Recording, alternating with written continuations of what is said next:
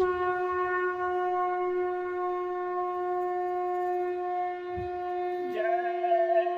गुरुदेव। जय गुरुदेव।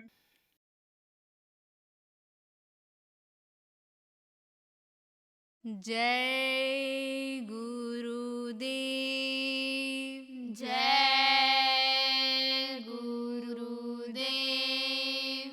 भवरवा के तोहरा संग जाई। भवरवा के तोहरा संग जाई। भवरवा के तोहरा संग जाई। भवरवा के तोहरा संग जाई। आवे के बेरिया बड़ा खुश होवे, दुआरा पे बाजे बधाई। आवे के बेरिया बड़ा खुश होवे, दुआरा पे बाजे बधाई। जाए के बेरिया कोई न जाने,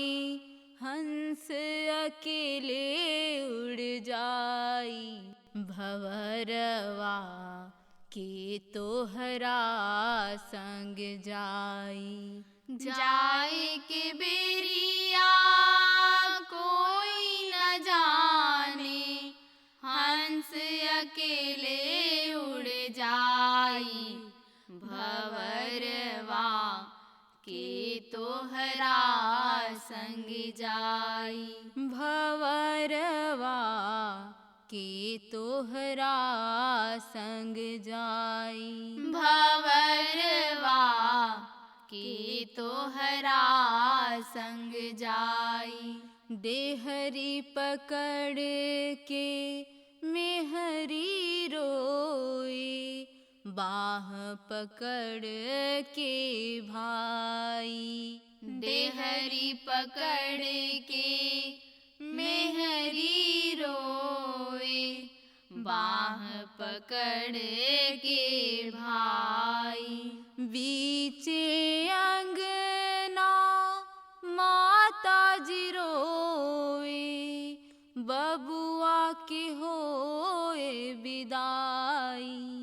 भवरवा के तोहरा संग जाई। बीचे अंगना माता जी रोवे, बबुआ के होए विदाई। भवरवा के तोहरा संग जाई। भवरवा के तोहरा संग जाई। भवरवा के तोहरा संग जाई। कहत कबीर सुनो भाई साधु, सतगुरु शरण में जाई। कहत कबीर सुनो भाई साधु, सतगुरु शरण में जाई। जोई पद का अर्थ लगावे, भव पार हो जाई। भवरवा के तोहरा संग जाई। जोई पद का अर्थ लगावे, भव पार होई जाई। भवरवा के तोहरा संग जाई। भवरवा के तोहरा संग जाई। भवरवा के तोहरा संग जाई। जय गुरुदेव। जय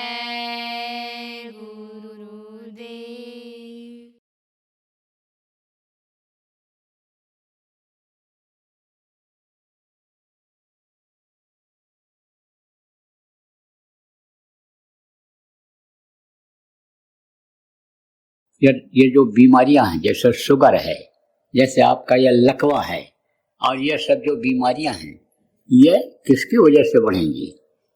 किसकी वजह से बढ़ेंगी? यह मीठा खाने की वजह से। जब से मिठास का प्रचार ज़्यादा हुआ, हर चीज़ में मिठाई, हर चीज़ में मिठाई, और मीठा जब से ज़्यादा बनने लग गया, गुड़ जब था तो उसको लोग थोड़ा सा खाते थे, गुणकारी रहता था, लेकिन ये जो शुगर जिसको कहते हैं, वही शुगर बढ़ा देता है, स्मरण शक्ति खत्म, अंदर से खोखला कर देता, कमजोरी आ जाती है। मोटा मोटा आदमी भी आप ये समझो तेज नहीं चलता, हाँफने लगता है, बैठ जाता है, तो अंदर से खोखला हो गया है। इसलिए मिठास वाली चीजें स्वस्थ रहने के लिए बंद कर दिया जाए तो अच्छा रहेगा, और नहीं तो लिमिट भर। लिमिट भर, लिमिट किसको कहते हैं? जैसे एक पीस मिठाई खाओ तो वो नुकसान नहीं करेगा, लेकिन स्वस्थ आदमी, शुगर का मरीज नहीं, शुगर के मरीज को तो कुछ भी मिठास होगा, चाहे मीठा फल हो, तो वो भी नुकसान करेगा। लेकिन अब मन मानता है, जैसे मैंने कहा, टेबल पर आ गया या सामने आ गया, रख दिया गया मिठाई, तो मन मानेगा? एक के बाद दूसरा, तीसरा, चौथा, पूरा डिब्बा सा। तो कहने का मतलब यह है, स्वस्थ रहने के लिए इन चीज़ों से प्रेमियों बचने की ज़रूरत है। देखो, और भी बताते हैं आपको दो चार चीज़ें, कुछ आज बताएंगे, कुछ कल बताएंगे। देखो, प्राकृतिक आपदाएं आएंगी। प्राकृतिक आपदा किसको कहते हैं? धरती हिलेगी, भूकंप जिसको कहते हो, मरेंगे उसमें लोग, घर गिरेगा, समझो कि जानवर दब जाएंगे घर से, घर के मलबे से, आदमी भी दब सकता है उसमें, जमीनें भी फटेंगी, भूस्खलन जिसको कहते हैं, उसमें भी अंदर लोग चले जाएंगे, निकल नहीं पाएंगे। ये सब घटनाएं सुनने को आपको मिलेंगी। आप ये समझो बाढ़ भी आएगा। एक जगह की बात नहीं कर रहा हूँ, पूरी दुनिया की बात आज बता रहा हूँ। कहीं न कहीं घटनाएं होंगी, आप देखते रहना, समाचार सुनते रहना, अखबार पढ़ते रहना, खबरें मिलेंगी आपको। बाढ़ भी आएगी, सूखा भी पड़ेगा, और बीमारियां भी आएंगी,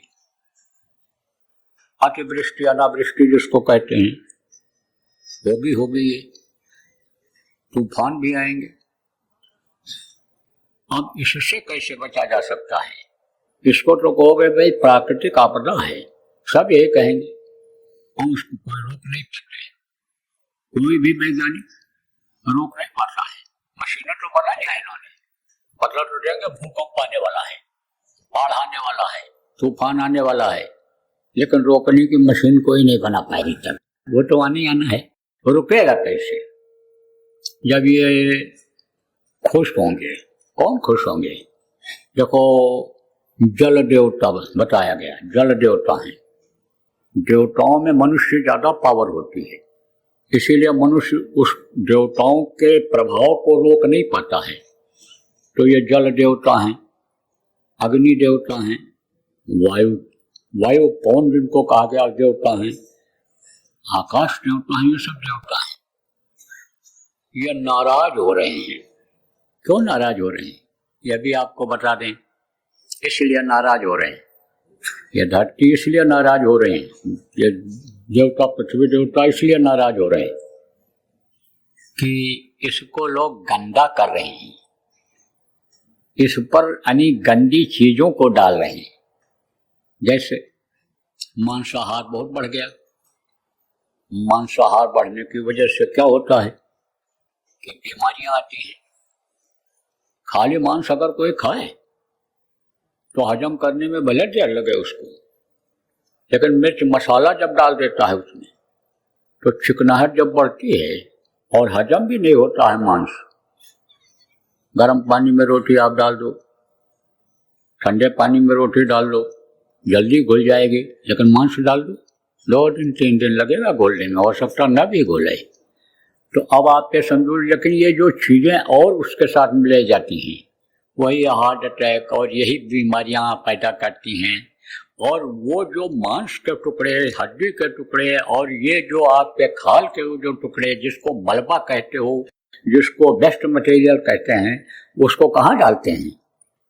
जमीन पर ही डालते हैं। बदबू ज्यादा आने लगी तो गड्ढा खोद कर डाल देते हैं, तो अंदर भी तो जमीन ही है। उसकी बदबू से कीड़े मकोड़े भी बढ़ते हैं, गंदगी से ही ये कीड़े मकोड़े पैदा होते हैं। तो ये जो अक्षर मच्छर हैं या जहरीले कीड़े हैं, यही जब काटते हैं तब ये चिकनगुनिया, डेंगू फेंगू, ये जो तरह तरह का नाम इन्होंने रखा है, वो बीमारियां होती हैं। हम आपको उपाय भी बता दें, मान लो अगर हो ही गई तो कुछ चीजें प्राकृतिक ऐसी हैं कि जिनका इस्तेमाल करोगे तो इनका असर बहुत कम हो जाएगा और नहीं के बराबर रह जाएगा। जैसे नीम की पत्ती है, जैसे तुलसी की पत्ती है, जैसे आपका लहसुन है, ये चीजें कीड़ों को खत्म करती हैं, हटाती हैं, पैदा नहीं होने देती हैं। तो ये सब बीमारियां क्यों आ रही हैं? गंदगी की वजह से आ रही हैं। यह खून आदमी का खराब क्यों हो रहा है? अंदर में कीड़े बन गए गंदगी की वजह से, जो आपको बताया, उसकी वजह से खून खराब हो रहा है, रक्त खराब हो जाता है, दिमाग पर वही कर्म खून हो जाता है, बुद्धि खराब हो जाती है आदमी।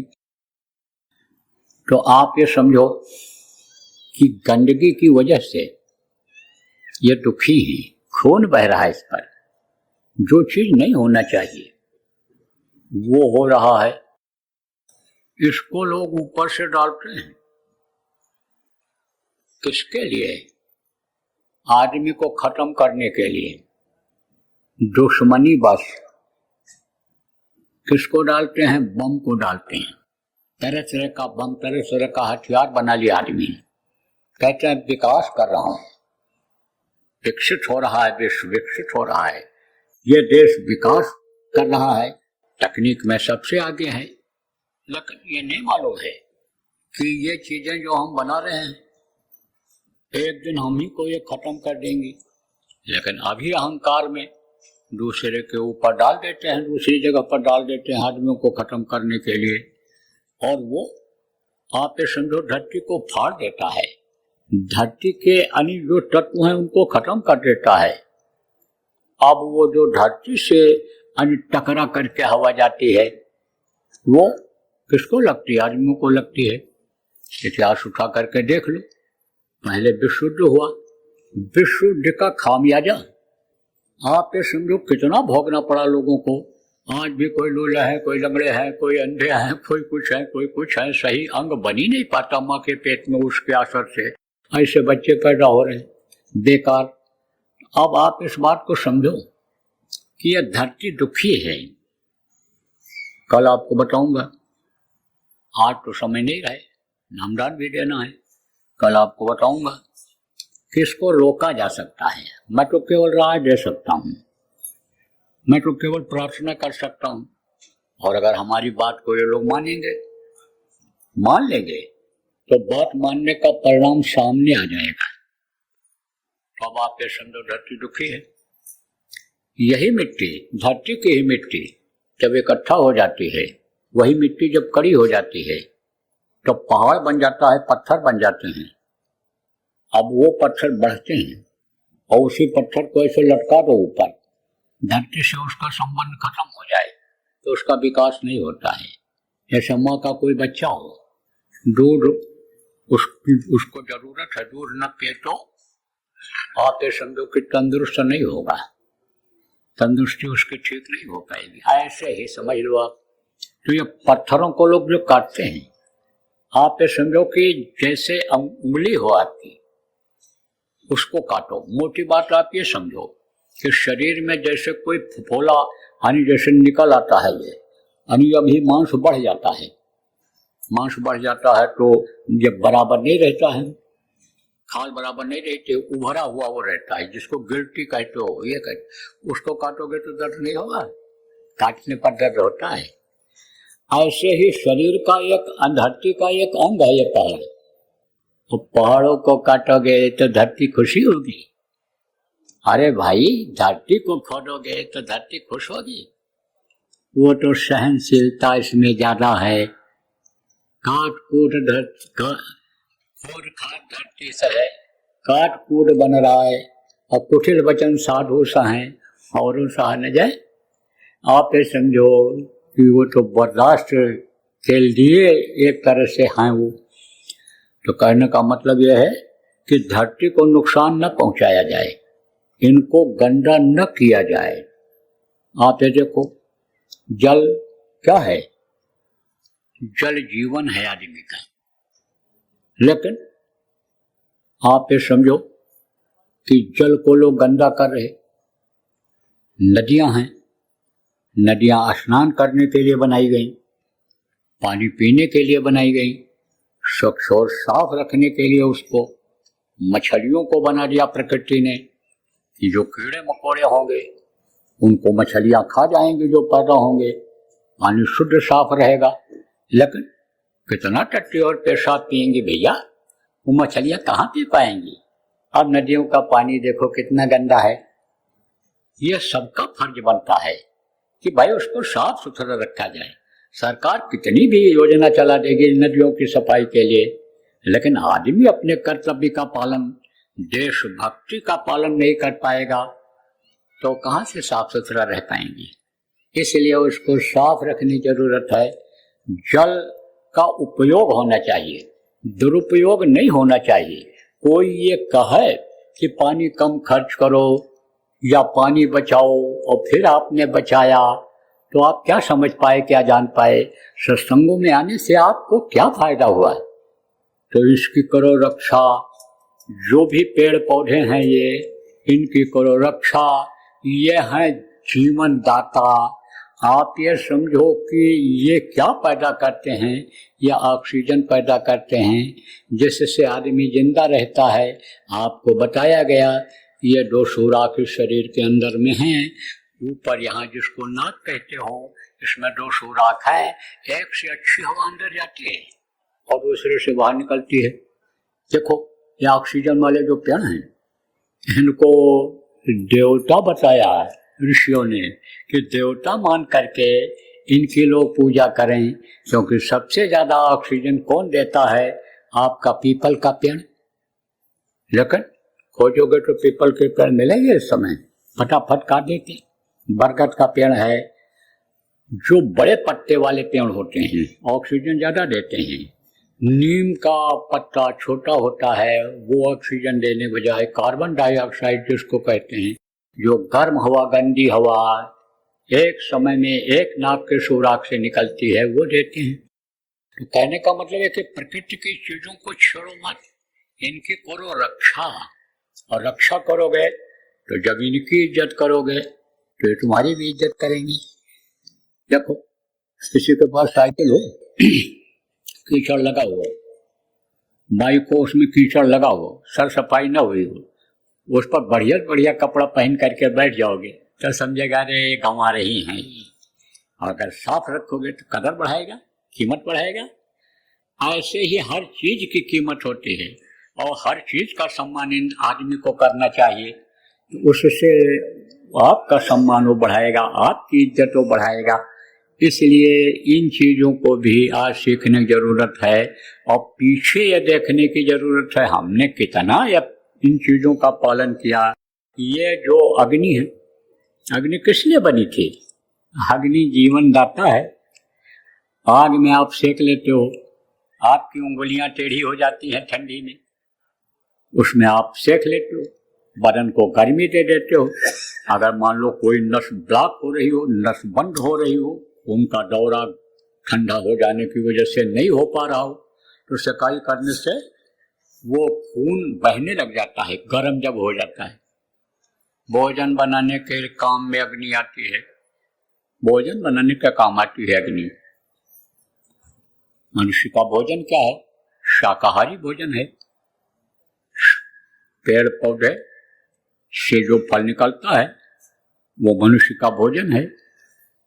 ये जो आप समझो जानवर हैं जो दूध देने वाले, गाय, भैंस, बकरी, ये मनुष्य का भोजन है।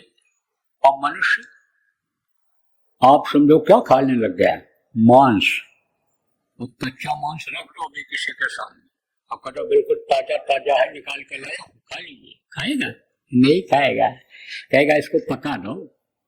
अब उसी अग्नि पर जिसमें लोग आहुति डाल करके देवताओं को प्रसन्न करते थे, उसी अग्नि में मांस जब भूनोगे तो अग्नि को अच्छा लगेगा?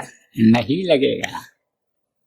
यही कारण है कि हवा, जो पवन देवता हैं, पवन के भी नियम के खिलाफ जब लोग काम करने लगे तो जितनी हवा देने की जरूरत, आप ये समझो कि वो उतनी हवा नहीं देती, तेजी से चला देते हैं। अब गर्मी के महीने में अगर समझो कि हवा में गर्मी तेज आ गई तो घर से निकल पाते हो? पेट्रोल लू चल रहा है, लू चल रहा है। तो ये जो अग्नि देवता हैं ये भी नाराज हो गए हैं। अब आप ये समझो कि आकाश देवता, पवन देवता, ये सब तो नाराज हैं। अब ये प्रलय क्यों नहीं कर रहे हैं? ये चाहे तो पल भर में ऐसे परिवर्तन करते हैं, लेकिन कर क्यों नहीं रहे हैं? इसलिए कि इसी धरती पर जीव रक्षा करने वाले, जिनको संत महात्मा कहा जाता है, अवतारिक शक्तियां कहा जाता है, पीर पैगंबर भी कहा गया, वो रहा करते हैं। गुरु साहबान जो हुए इसी धरती पर रहा करते हैं, तो वो जीव की रक्षा चाहते हैं, जीव की रक्षा करते हैं। अब कुछ तो ऐसे होते हैं कि दोनों काम के लिए आते हैं। जैसे कोई नहीं मानता है तो उसको मार भी देते हैं, थप्पड़ भी लगा देते हैं, रास्ते सटा भी देते हैं। और कुछ ऐसे आते हैं, समझाते हैं, बताते हैं, नहीं मानता है, ठोकर दूसरे से लगवाते हैं। जान लेने के पक्ष में नहीं रहते, जान बचाने के पक्ष में रहते हैं, बुद्धि भ्रष्ट करने के पक्ष में नहीं रहते हैं, बुद्धि में ज्ञान कराने के लिए आते हैं। जैसे अपने गुरु महाराज आए थे प्रेमियों, ये ऐसे संत हुआ करते हैं। और जो अवतारिक शक्तियां आती हैं, जैसे राम भगवान थे, कृष्ण भगवान थे, काल रूप चिन्ह कर्म भ्राता, शुभ और अशुभ कर्म फलदाता, शुभ करने वालों को शुभ फल दिया, और दुष्ट जो थे धर्म को ह्रास ही कर रहे थे। द्विजमुख भोजन होम सराधा जाय करो निकर तुम बाधा। यज्ञ कुंडों में आप समझो कि जिससे आहुति दे करके और ऋषि मुनि वातावरण को शुद्ध करते थे कि जो हवा में अशुद्धि है वो शुद्ध हो जाए। ये जो ऐसे जीवाणु हैं कि जो नुकसान करते हैं मनुष्य को, वो हट जाएं, तो अब आप समझो उसी में मांस के टुकड़ों को जलाने लग गए थे। तब उनको हटाना पड़ा रास्ते से। किसको? 1 लाख को 1.25 लाख नाती, तारावण घर दिया न बाती। यही उन्होंने भी किया, किसने? द्वापर में कृष्ण भगवान ने तारा छोड़ी सेना को खत्म किया। जब नहीं माने कौरव, अत्याचार पर ही तुले रहे, युद्ध पर ही अड़े रहे, तब उनके साथ उन्होंने किया। लेकिन जितने भी संत आए सब जीव रक्षा का ही काम किए, समझाते रहे हैं, बताते रहे हैं। जब लोग नहीं माने हैं तो जिनका काम संहार का काम है उन्होंने संहार किया है। किसका काम संहार का है? 3 देवता प्रमुख हैं, ब्रह्मा, विष्णु और महेश। इनका अलग अलग काम है। विष्णु पालन करते हैं और सृष्टि की रचना ब्रह्मा करते हैं, और सूर्य संहार करते हैं। तो फिर सूर्य जी के हाथ में दे दिया उनकी डोर को, अब तुम जैसा चाहो वैसा करो। तो कर्मों के अनुसार फिर उन्होंने सजा दिया। तो प्रेमियों, आप ये समझो कि इसीलिए आप ये कुछ अपना भी ज्यादा प्रकोप नहीं दिखा रहे हैं। कौन? ये जो 5 देवता हैं। क्यों? क्योंकि रोक लगा रखा गया है कि भाई थोड़ा सा मौका दे दो समझाने का, इनको बताने का। यह अज्ञान है, इनको जानकारी नहीं है। जानकारी हो जाएगी जब, और ये दूसरों को भी जानकारी करा देंगे, तो आपको कोई भी मेहनत नहीं करनी पड़ेगी, कोई भी काम आपको नहीं करना पड़ेगा। तो प्रेमियों, ये अवसर है आपके लिए जो सुन रहे हो यहाँ बैठे, ऑनलाइन जो बैठ करके अपनी जगह पर सुन रहे हो, आपके लिए अवसर है। खुद भी संभलो, प्रकृति के नियम के खिलाफ काम न करो, जो भगवान ने नियम बना रखा है उस नियम का पालन करो और दूसरों को कराओ, तब इन आफतों से बचा जा सकता है, कमी आ सकती है। और नहीं तो फिर ये तो तांडव करेंगे ही। शिव तांडव जिसको कहते हैं, जब तांडव करते हैं धरती ऐसे ऐसे हिलती है, ऐसे ऐसे ऐसे, तो अब आप ये समझो तो वो तो होना है। क्यों? क्योंकि अति सर्वत्र वर्जते, अति जो हो जाता है वर्जित बताया जाता है उसको। अति का भला न बोलना, अति का भला न चूप, अति का भला न बरसना, अति का भला न धूप। तो अति हो जाएगा तब तो विनाश होगा ही होगा। तो दोनों बात बता दे रहे हैं। तो हमारे समझ में आ रहा है कि बचत कैसे होगी और होना कैसे है, अब आपके ऊपर निर्भर है। आज ये तो हमारी है, अच्छे बन जाओ, अच्छा काम करो, प्रकृति के नियम के खिलाफ काम मत करो, नियम संयम का पालन करो। आप ये समझो देश भक्ति करो, देश प्रेम करो। हमारा तो काम है, हम बता रहे हैं आपको। देश की संपत्ति किसकी है? देश की संपत्ति आपकी है। देश किससे बना है? आपसे बना हुआ है। आपसे पैसा, आपने पैसा दिया, आप कोई चीज तोड़ फोड़ कर दिया, आपने नुकसान कर दिया, तो कहाँ से आएगा वो? टैक्स बढ़ जाएगा, दुर्घटनाएं होंगी धड़ाधड़ देखना। अब वो जो गाड़ियां टूटेंगी, वो जो ट्रकें लड़ेंगी, रात में लड़ी, माल खराब हो गया, पड़ा रह गया, नहीं पहुंच पाया, तो जो नुकसान होगा किसको देना पड़ेगा? आपको देना पड़ेगा। अब गांव के सीधे साधे लोग आप कहोगे हम कहाँ वहां देने जाएंगे, भरने जाएंगे। अरे उन्हीं माल पर दाम बढ़ जाएगा, महंगाई जिसको कहते हो, महंगाई बढ़ जाएगी। अब जबरदस्ती आपको देना पड़ेगा। जरूरत की चीजों को तो खरीदना ही है आपको, तो खरीद करके लाओगे कि नहीं लाओगे, तो सब आपको भरना पड़ेगा। देखो दुर्घटनाएं बढ़ेंगी, गाड़ियां लड़ेंगी, आदमी बहुत मरेंगे, इसमें बात बताई जाती है। और सत्संगी आप नहीं ध्यान देते हो, बस जय गुरुदेव बोल करके बैठ गए और बस चल पड़े, बोले बस तो गुरु महाराज अच्छा करेंगे ही। अब गुरु महाराज के स्थान पर जा रहे हैं। अरे भाई जो कहा जाए उसका पालन करो। मान लो आप सत्संग में नहीं आ पाते हो, सारी बात आप नहीं सुन पाते हो, तो ये प्रेमी बताते होंगे कि रात को यात्रा न करो, अपनी गाड़ी को रोक लो जब 11 बजे, जब 4-5 बज जाए ड्राइवर खूब बढ़िया से सो ले, तब यात्रा करो, क्योंकि रात की यात्रा अच्छी नहीं होती है।